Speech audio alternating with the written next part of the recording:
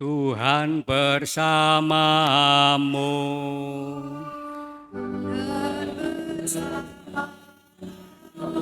Inilah Injil Yesus Kristus menurut Santo Markus.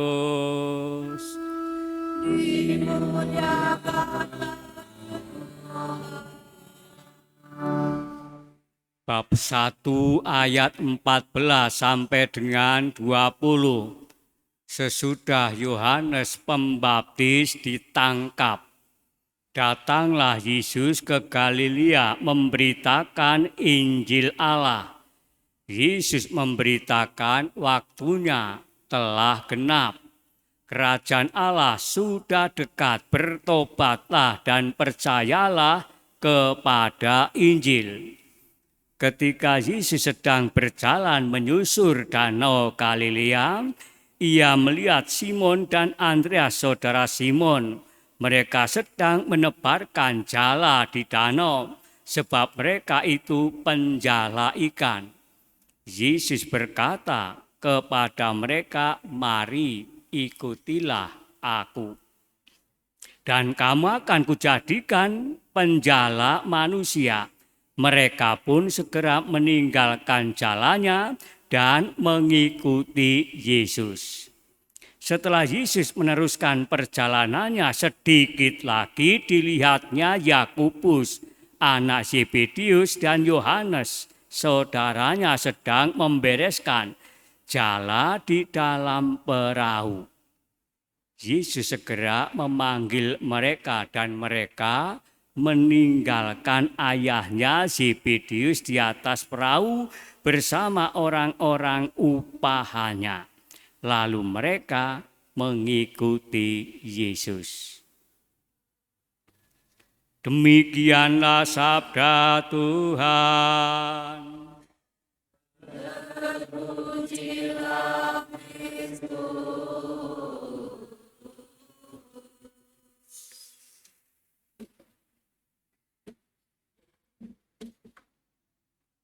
Bapak, Ibu, dan saudaraku yang terkasih, sabda Tuhan yang kita dengarkan pada hari Minggu biasa ketika ini memfokuskan perhatian kita pada semangat pertobatan. Maka saya mengajak kita semua untuk merenungkan lebih mendalam lagi tentang pertobatan pribadi kita masing-masing. Pertanyaan pendukungnya adalah, apakah kita masih memiliki perasaan berdosa atau perasaan berdosa juga sudah hilang dalam diri Anda dan saya? Ada 3 kata penting yang mendorong saya untuk merenungkannya pada hari istimewa ini. Saya mengatakan ketiga kata ini penting karena berkaitan langsung pada panggilan atau perutusan Anda dan saya saat ini. Entah itu sebagai keluarga, sebagai pengusaha, sebagai apapun, dan sebagai imam tertapis di dalam gereja Katolik. 3 hal yang perlu kita renungkan bersama. Yang pertama, bertobat. Saya membayangkan para murid perdana yang dipanggil Yesus. Mereka adalah para nelayan sederhana yang sebelumnya tidak pernah berpikir bahwa mereka akan mengikuti Yesus dari dekat dan nantinya menjadi pilar gereja. Tuhan Yesuslah yang berjalan dalam lorong kehidupan mereka, memanggil mereka untuk mengikutinya. Sikap mereka adalah mendengar panggilan Yesus, melepaskan segala-galanya, lalu mengikuti Yesus selama-lamanya, bahkan wafat serupa dengan Yesus. Para murid Yesus yang nantinya menjadi rasul atau utusan menunjukkan semangat pertobatannya. Mereka berubah secara radikal di dalam dirinya supaya bebas mengikuti Yesus. Maka tanpa pertobatan mereka tidak dapat menjadi murid dan rasul Yesus. Saya sendiri, Bapak, Ibu, dan saudaraku yang terkasih, mengalaminya dalam hidup saya setelah 29 tahun menjalani menghayati hidup sebagai imam tertapis. Saya merasakan gerakan pertobatan yang luar biasa. Saya meninggalkan segala-galanya lalu mengikuti Dia yang tidak kelihatan. Namun setiap hari saya berusaha untuk melihat Dia yang tidak kelihatan itu. Saya bukan yang dulu lagi. Saya sekarang ini memang beda. Kalau saja tidak ada perubahan di dalam diri saya, maka orang-orang atau umat Allah yang mengenal saya pun akan mengatakan, Romo Bambang itu memang imam. Tetapi sama saja karena tidak ada perubahan. Perubahan fisik sejalan dengan perubahan mental dan spiritual. Maka bagi saya ini adalah sebuah pertobatan yang memang terus-menerus harus dibina, dibiasakan dalam hidup sehari-hari. Yang kedua, beriman. Para murid perdana mengikuti Yesus dan dekat karena bertobat dan beriman atau percaya kepada demi nama Yesus. Percaya kepada Yesus. Percaya kepada Yesus merupakan sebuah gerakan batiniah. Tuhan Yesus menggerakkan hati mereka untuk mengenal, untuk percaya, lalu mengikuti Yesus dari dekat. Pengalaman para rasul adalah pengalaman saya juga. Kalau saya tidak percaya kepada Yesus, mungkin saya tidak jadi imam dan tidak berada di dalam imam Diosesan Keuskupan Tanjung Karang yang saya cintai ini. Tetapi karena saya percaya bahwa Tuhan Yesus memanggil, menguduskan, menetapkan saya untuk menjadi rekan sekerja dengan Yesus. Dia melihat iman saya kepadanya.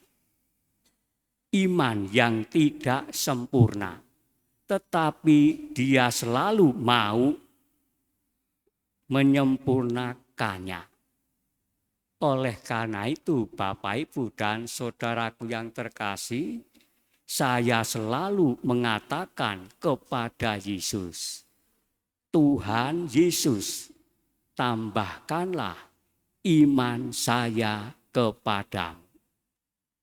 dan merasakan tambahan iman ini di saat menjalani panggilan hidup imamat, baik suka maupun duka.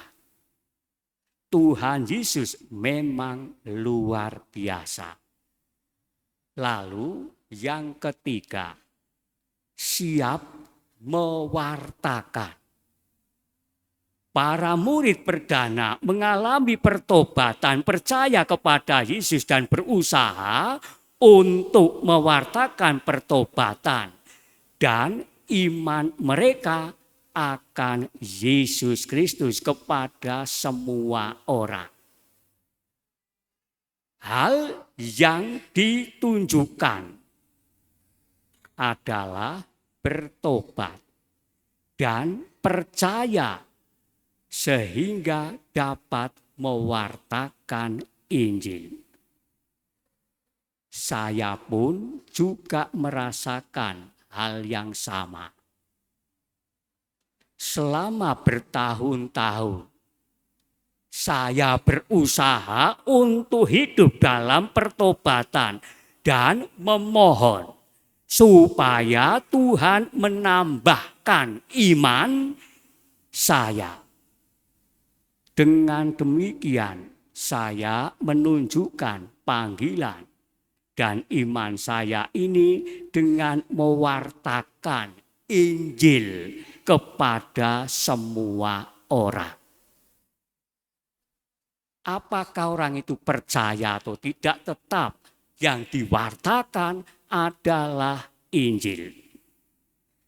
Selama 29 tahun sebagai imam, saya selalu berusaha dan dari hari ke hari untuk mewartakan Injil dengan penuh sukacita. Saya mencoba rajin membaca kitab suci, lalu merenungkannya. Saya terus-menerus belajar untuk menyiapkan homili saya, meskipun homili saya jauh dari harapan umat yang mendengarkan homili ini. Bapak, Ibu, dan saudaraku yang terkasih, supaya ngerti bedanya homili dan khotbah. Waktu saya belajar sebagai calon imam, dosennya Monsinyur Kardinal Haryo mengatakan, para frater, nanti kalau kamu jadi imam jangan lepas tulisan, konteksnya. Kalau sebagai imam itu homili, artinya menjelaskan dari antifon pembuka, itu yang pertama, lalu mazmur, lalu bacaan pertama, bacaan kedua, haleluya, dan Injil ini harus dijelaskan dalam homili dalam waktu 15 menit. Seorang dokter pun belum bisa menjelaskan ini. Homili beda dengan khotbah. Kalau khotbah itu hanya comot ayat sini lalu ngomong apa saja. Yang penting umat senang, ketawa sini, ketawa situ. Tapi ditanya nggak ngerti. Tapi namanya homili itu harus menjelaskan kitab suci. Itu yang diperkenankan dalam gereja Katolik sebagai imam. Hanya kadang-kadang beberapa orang yang mampu menjelaskan kitab suci ini dalam homili, tetapi ada yang hanya khotbah. Itu saja supaya mengerti bedanya homili dan khotbah. Lalu saya merasa ini benar-benar keterbatasan saya. Dan homili saya sekali lagi jauh dari harapan umat. Dan saya merasa sangat manusiawi. 29 tahun menjadi imam, 29 tahun memberi homili. Masih saja jauh dari harapan umat. Tetapi saya tetap berusaha untuk terus mewartakan Injil dan seruan tobat kepada banyak orang. Yang ketiga, kata ini bertobat, beriman, dan mewartakan telah menjadi kompas saya sebagai imam. Saya merasakan kekuatan ketiga kata ini dan saya mau mengatakan ketiganya mendorong saya untuk dekat dengan Tuhan, yakni bertobat, beriman, dan mewartakan. Pertanyaan untuk Anda dan saya, bagaimana dengan Anda? Adakah pengalaman iman yang menyentuh dan mentransformasi hidupmu hari ini? Apa yang harus kita lakukan? Santo Paulus dalam bacaan yang kedua mengingatkan dan juga mengatakan bahwa dunia yang kita kenal sekarang ini akan berlalu. Oleh karena itu, sebagai pengikut Tuhan Yesus Kristus, hendaknya kita terus-menerus berusaha untuk mawas diri. Paulus mengatakan orang yang menikah seolah-olah tidak menikah, orang yang menangis seolah-olah tidak menangis, orang yang bergembira seolah-olah tidak bergembira, orang yang membeli seolah-olah tidak memiliki apa yang dibelinya. Artinya kita hanya diminta untuk sikap mawas diri. Ini perlu dan harus, sebab dapat membantu kita untuk mengalami pertobatan secara radikal. Bertobat berarti usaha untuk mengubah kiblat. Hidup kita hanya tertuju kepada Tuhan.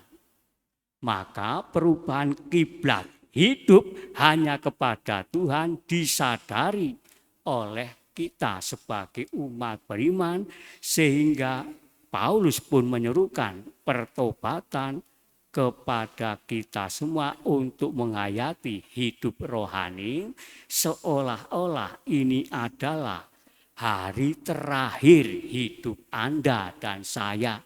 Kalau hari ini Tuhan memanggil Anda dan saya, apa yang harus kita lakukan? Oleh karena itu, kita dituntut untuk senantiasa memiliki sikap lepas bebas. Artinya ketika seseorang merasa bahwa saat ini adalah saat terakhir dalam hidup Anda dan saya, harus berani melepaskan segalanya dan memprioritaskan Tuhan yang kita imani. Maka komitmen seperti inilah yang dituntut oleh setiap pribadi di hadapan Tuhan. Bertobatlah dan baharuilah hidupmu.